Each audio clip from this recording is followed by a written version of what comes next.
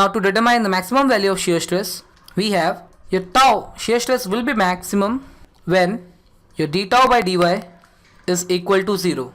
So this relation will give you the position of your y where your shear stress is maximum. So we have d by dy of 12f by bh cube into 1 by 2 into h square by 4 minus y square is equal to 0. So this is your tau term. We have to differentiate your tau with respect to y, since your shear stress only varies with the y term, and equate it to 0. Now when we differentiate it, we see that this much part of your term is a constant, so derivative of constant is 0, so we neglect this. So we only differentiate this part of the term. So we have 0 minus 2y is equal to 0. So this gives your y equal to 0. This means your shear stress is maximum at a layer which is at a distance y equal to 0.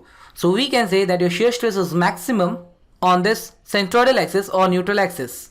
So we have your shear stress at neutral axis, which is also your shear stress maximum, equal to, we simply substitute the value of y equal to 0 in this equation. So we get 12f upon bh cube into 1 by 2 into h square by 4. So upon solving this, we get tau max is equal to 3 by 2 of f upon bh. Now we see that bh is nothing but the cross-sectional area of the whole section. So we have tau max is equal to 3 by 2 of f upon area, which is given by a. Let this be equation 1. We also determine the shear stress at the extreme layer where y is equal to h by 2.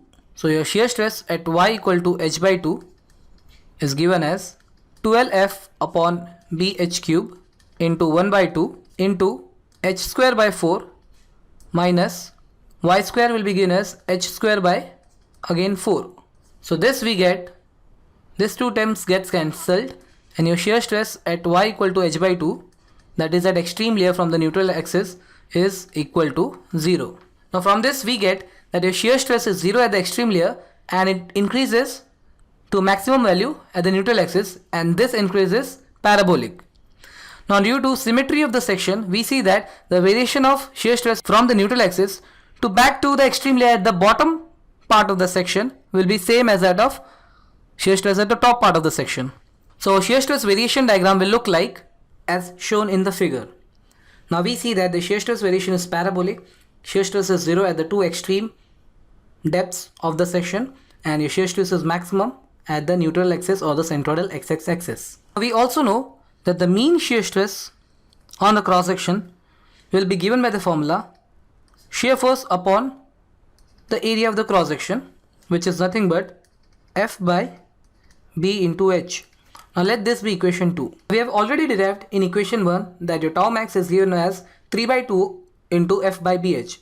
So combining this two equation, we can write your tau max is equal to 3 by 2 of tau mean, or it could be written as 1.5 times of your mean stress tau mean. So this is obtained for a rectangular cross section.